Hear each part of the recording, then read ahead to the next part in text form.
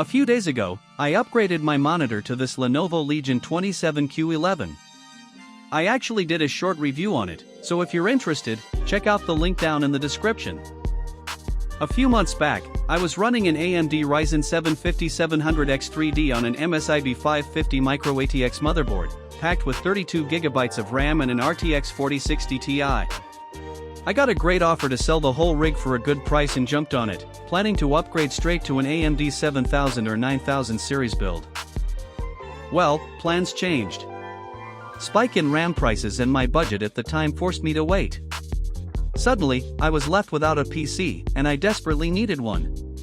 So, I slapped together a temporary budget build, a Ryzen 5 2600X, EB320 motherboard, 16GB of 2400MHz RAM, and an old GT7 32GB graphics card.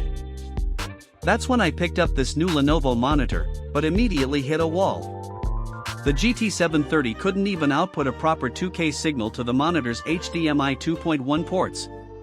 So for a few days, I couldn't even use the 2K resolution. Only the 1080p. Until I decided to pull the trigger on an RTX 5060.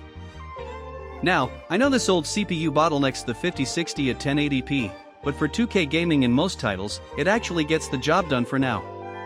The slow RAM speed is still a bottleneck, but hey, at least it displays. So, today I'm checking out this ASUS Dual GeForce RTX 5068GB OC graphics card. Let's jump into the quick unboxing and review.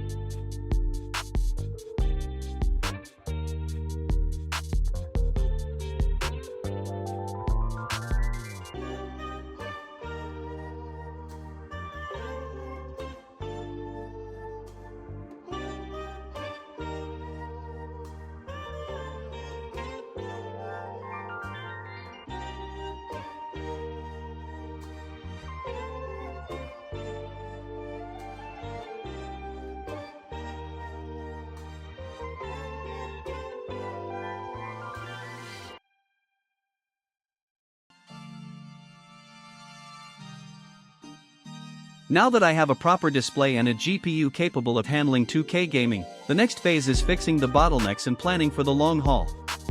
Here is my roadmap for the upcoming upgrades.